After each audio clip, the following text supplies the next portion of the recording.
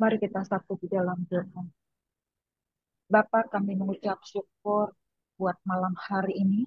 Kami masih diperkenankan kembali untuk mengikuti ibadah MPK, Markas Prajurit Kristus. Kami percaya Roh Kudus Engkau ada di tengah-tengah kami. Sebagaimana firman-Mu, dua tiga orang berkumpul di dalam namaku, Engkau ada di tengah-tengah kami. Kami percaya kehadiran-Mu memberikan kelegaan bagi kami, kehadiran-Mu memberikan kekuatan baru bagi kami, kehadiran-Mu boleh memulihkan keadaan kami. Terima kasih Bapak, saatnya kami akan mendengarkan firman Tuhan. Mari, Engkau sendiri Bapa yang mengurapi jalannya pemberitaan firman Tuhan. Kau mengurapi tanah hati kami. Bila tanah hati kami boleh ditaburi oleh kebenaran firman-Mu.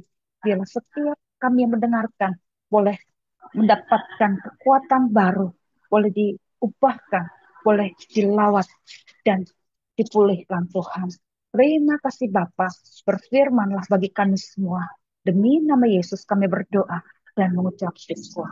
Amin.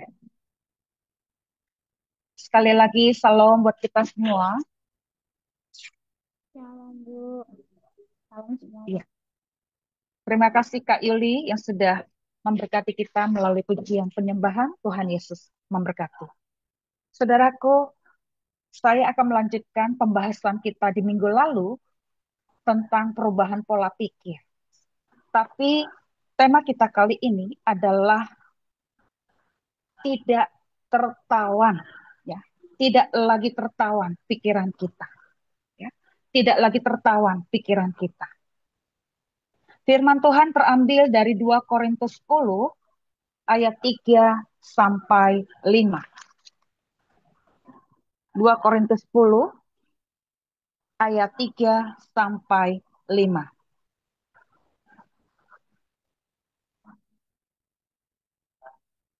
Saya akan bacakan buat saudara. Memang kami masih hidup di dunia, tetapi kami tidak berjuang secara duniawi. Karena senjata kami adalah perjuangan, bukanlah senjata duniawi, melainkan senjata yang diperlengkapi dengan kuasa Allah yang sanggup untuk meruntuhkan benteng-benteng. Kami mematahkan setiap siasat orang dan merubuhkan setiap kubu yang dibangun oleh keangkuhan manusia untuk menentang pengenalan akan Allah. Kami menawan segala pikiran dan menaklukkannya kepada Kristus. Demikianlah firman Tuhan. Firman Tuhan dengan tema tidak tertawan lagi pikiran kita, ya. Firman Tuhan terambil dari 2 Korintus 10 ayat 3 sampai 5 sebagaimana bacaan kita tadi, ya. Pikiran memiliki kekuatan seperti medan magnet. Ia menarik peristiwa, suasana hati, dan tindakan ke dalam hidup kita sesuai dengan apa yang kita tanam di dalamnya. Jika yang kita pikirkan adalah kekurangan, kegagalan, atau ketakutan, maka itulah yang cenderung membentuk realitas kita. Sebaliknya, jika pikiran kita terisi oleh harapan, ketekunan, dan keyakinan, maka hidup pun akan bergerak ke arah yang lebih membangun. Apa yang kita pikirkan secara terus-menerus akan menciptakan pola dalam cara kita melihat sesuatu. Pikiran itu perlahan membentuk sikap, keputusan, dan cara kita merespon situasi. Maka dari itu, menyadari dan menjaga kualitas pikiran bukanlah hal sepele. Ia menentukan arah hidup tanpa kita sadari sepenuhnya. Berhati-hatilah terhadap apa yang menentukan pikiranmu setiap hari. Bukan karena semua pikiran akan langsung jadi kenyataan, tapi karena pikiran yang dominan akan mempengaruhi fokus dan energi kita. Dan kemanapun energi mengalir, disitulah hidup kita terbentuk. Ingat, pikiran adalah magnet. Apa yang kamu pikirkan terus-menerus, itulah yang akan menarikmu.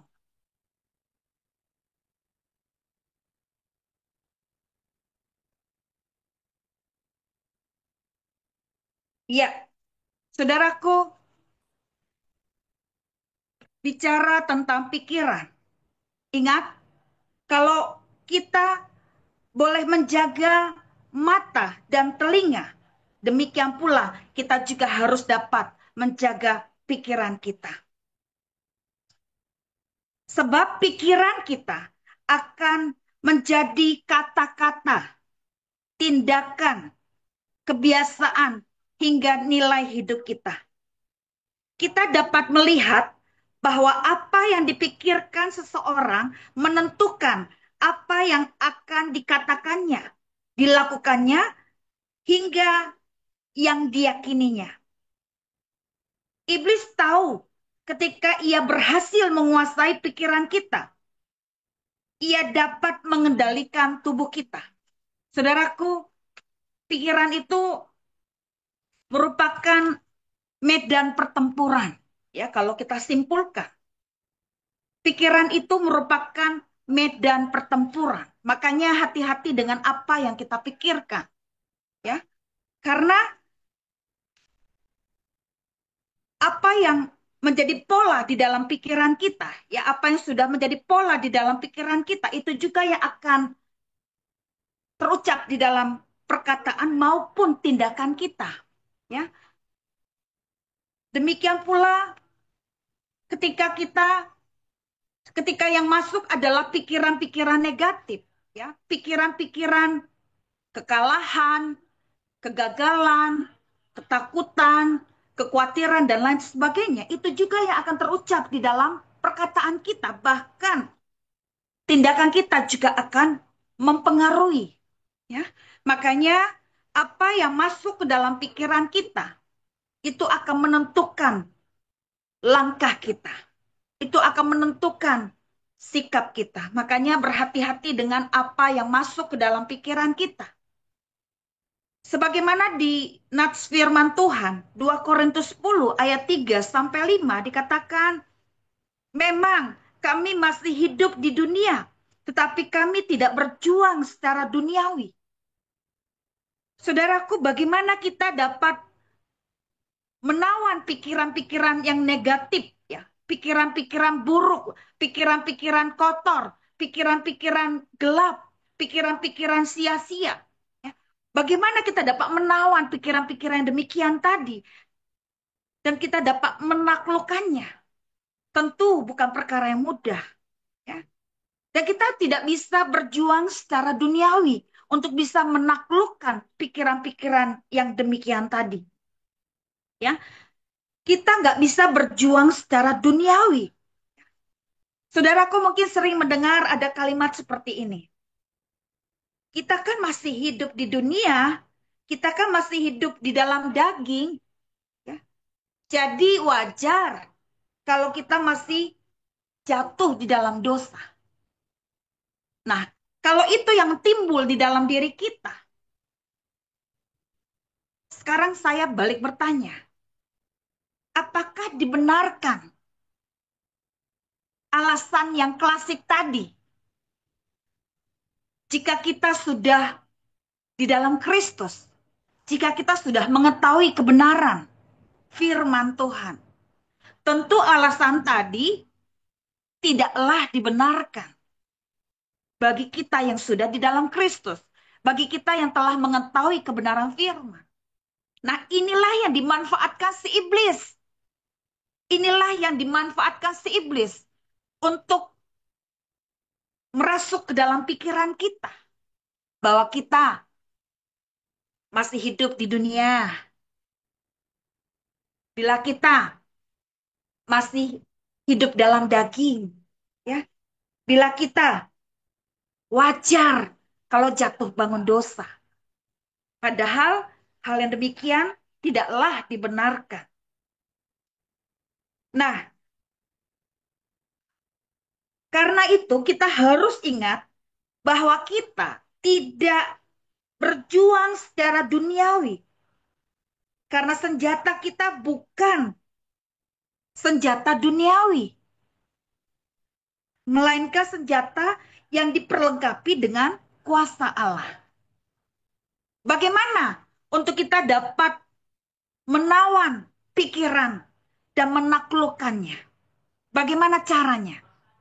Yuk kita lihat satu persatu dari nats kita malam ini dari 2 Korintus 10 ayat 3 sampai 5 tadi. Ya, kita lihat di ayat 3. Memang kami masih hidup di dunia, tetapi kami tidak berjuang secara duniawi. Tentu kita tidak bisa pakai dengan cara-cara duniawi. Yang pertama adalah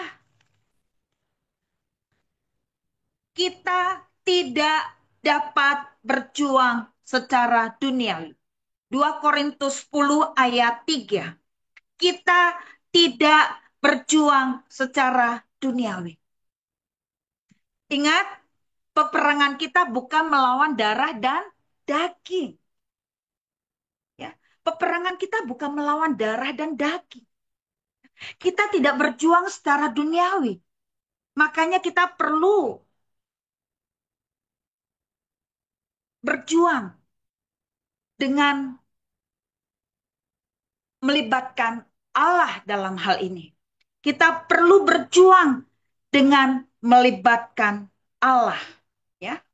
Artinya kita ini tidak lagi berjuang sendirian, tidak lagi berjuang dengan cara-cara kita. Kita perlu, ya, dalam memerangi itu kita berjuang bersama Tuhan.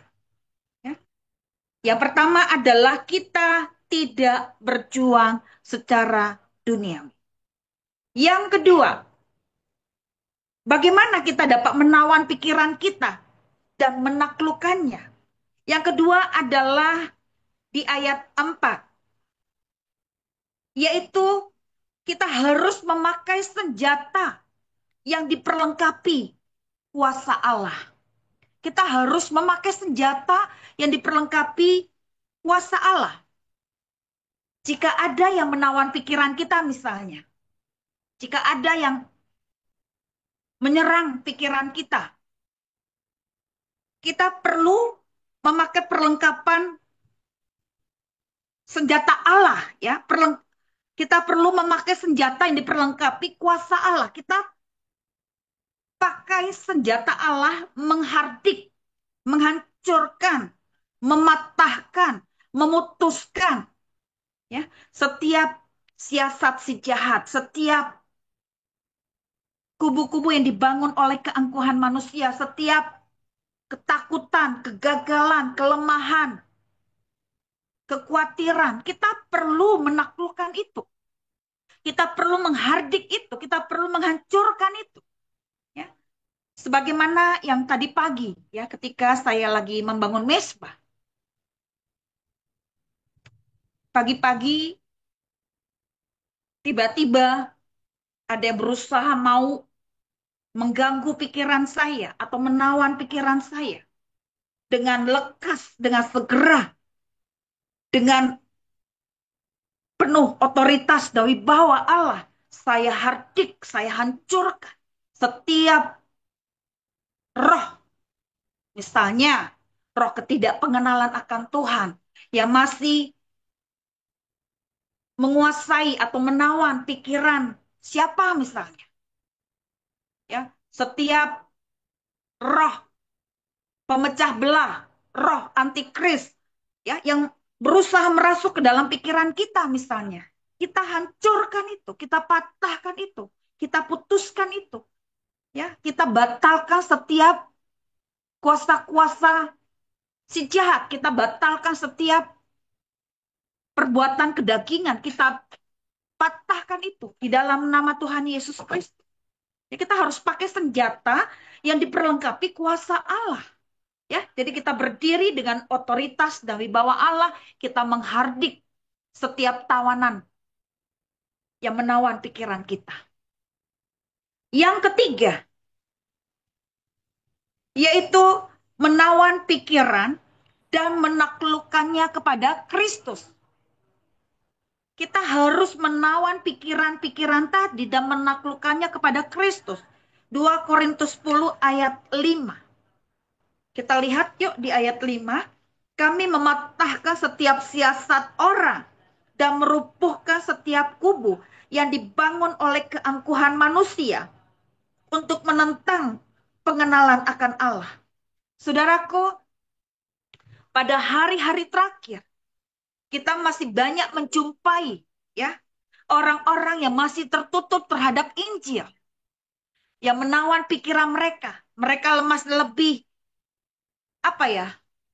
Lebih dominan terhadap perkara-perkara duniawi, terhadap perkara-perkara daging, ya, roh mamon, ya, hamba uang, ya, yang begitu melekat, yang begitu kuat, ya, tidak penting yang namanya ibadah, ya, masih mementingkan diri sendiri dan lain sebagainya. Itu harus kita taklukkan kepada Kristus.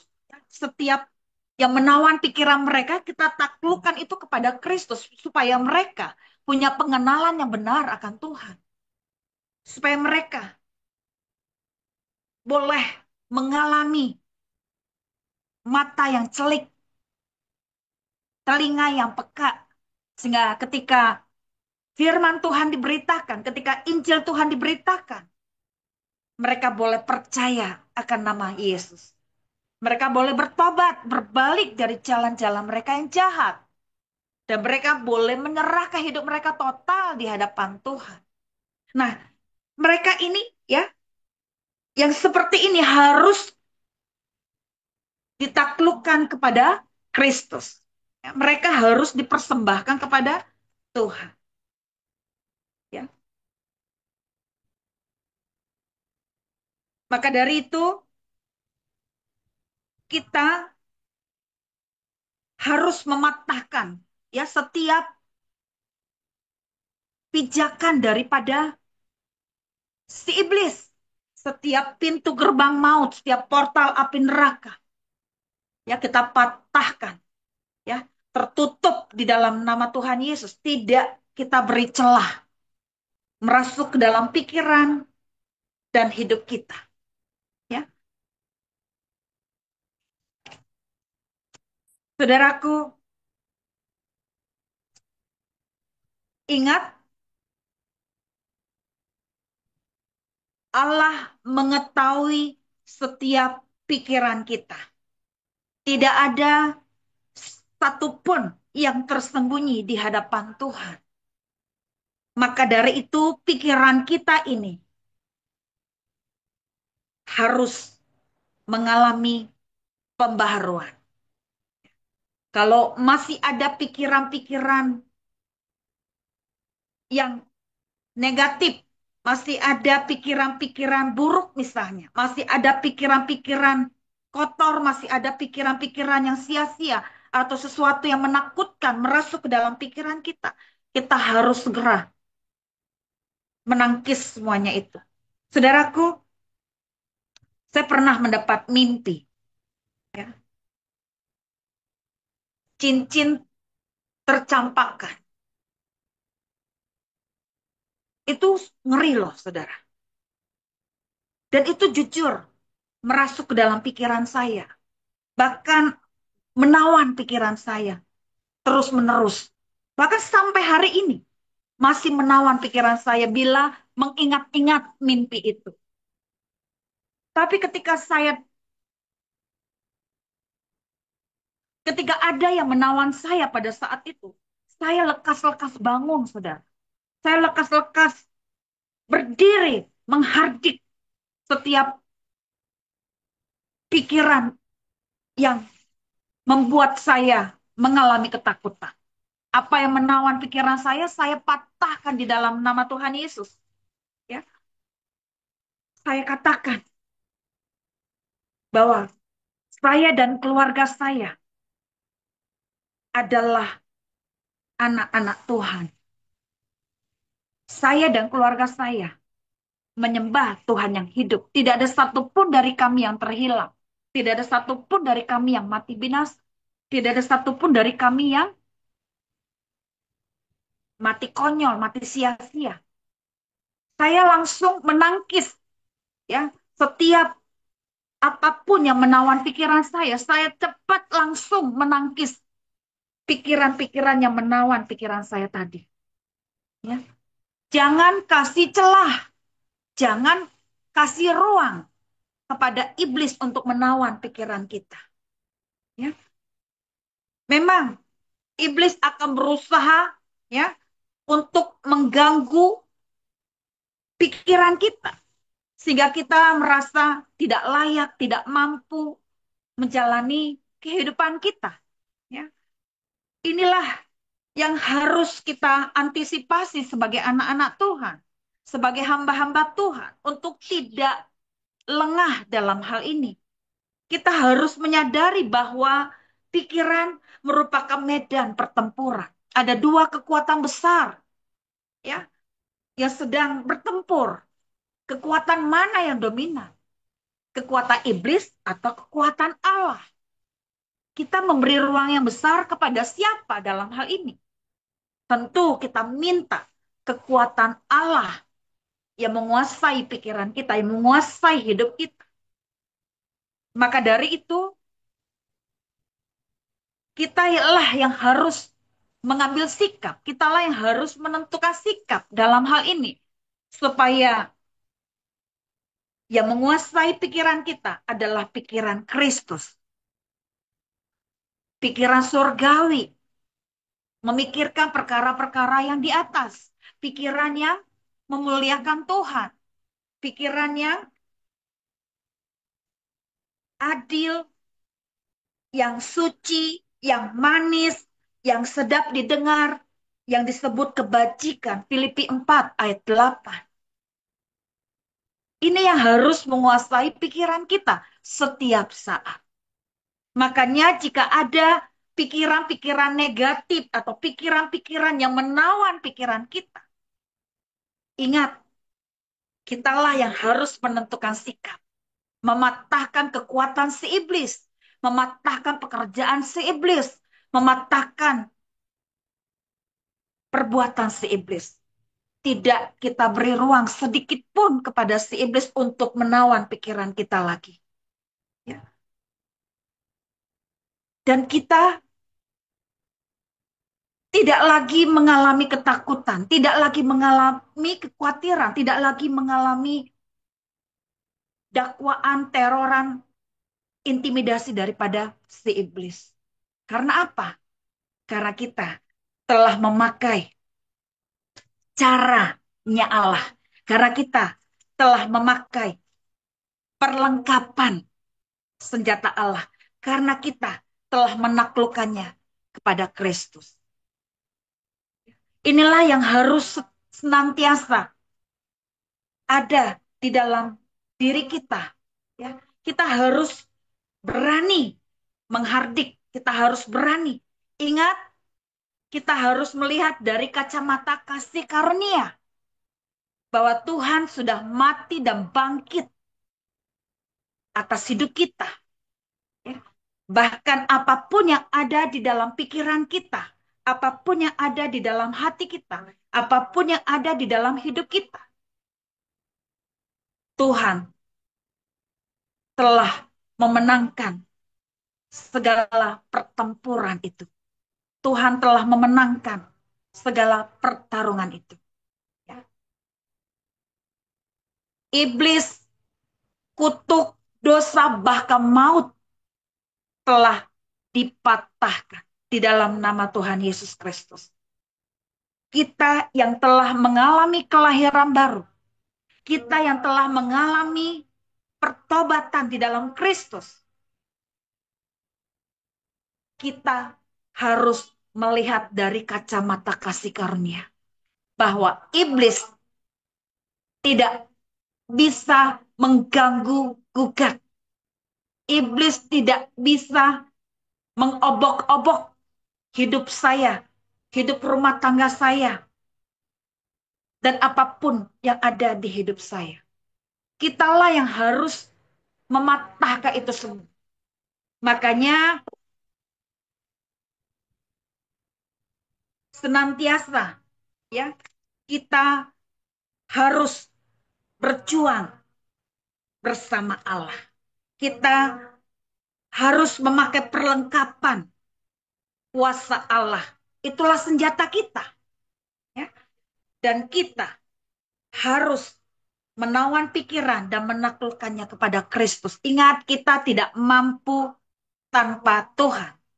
Tapi Roh Kudus yang akan memampukan kita untuk bisa menawan pikiran kita dan menaklukkannya kepada Kristus.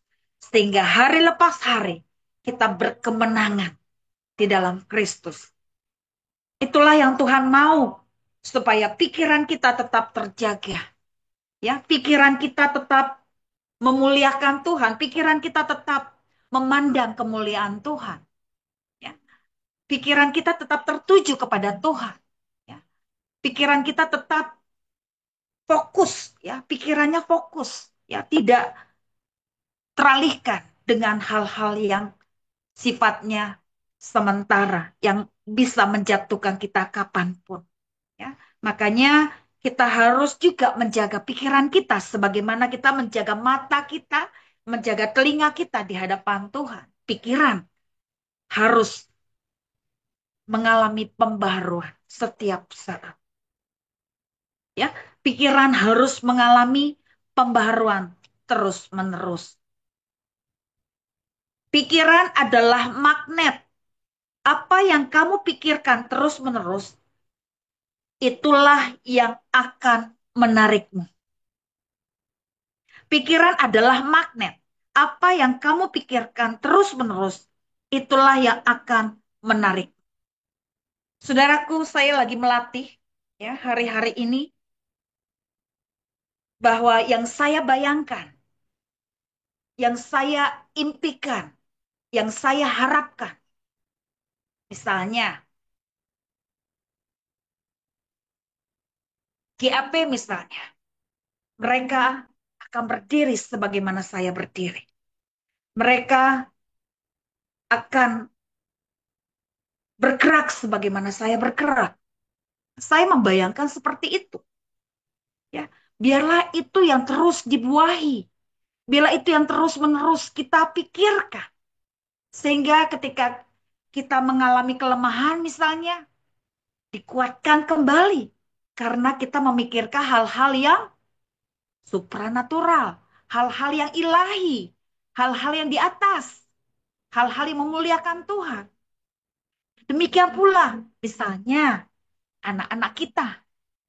Kalau yang kita lihat misalnya masih aja bikin kesel, masih aja bikin masalah misalnya.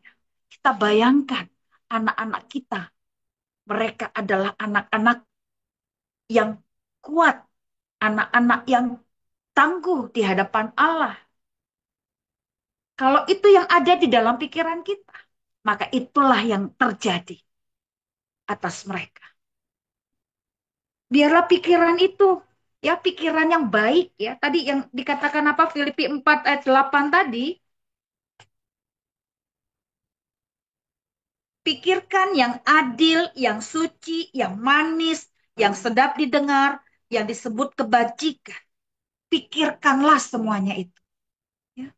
Kalau ada yang mau menghantui pikiran kita, kalau ada yang mau melemahkan pikiran kita, kalau ada yang mau menodai pikiran kita, kalau ada yang mau mengganggu pikiran kita, kitalah yang harus membalikkan itu semua. Dan kita pakai tadi. Ya. Bagaimana menawan pikiran kita tadi? Yang pertama apa? Kita tidak berjuang secara duniawi. Ya, kita pakai otoritas dan wibawa yang dari Allah. Kita pakai cara-cara Allah. Ya. Yang kedua, kita memakai senjata. Ingat, kita nggak bisa dengan telanjang dada untuk melawan. Kita harus pakai senjata. Perlengkapan yang penuh. Di sini dikatakan apa? Memakai senjata yang diperlengkapi kuasa Allah. Ya, ada kuasa Allah.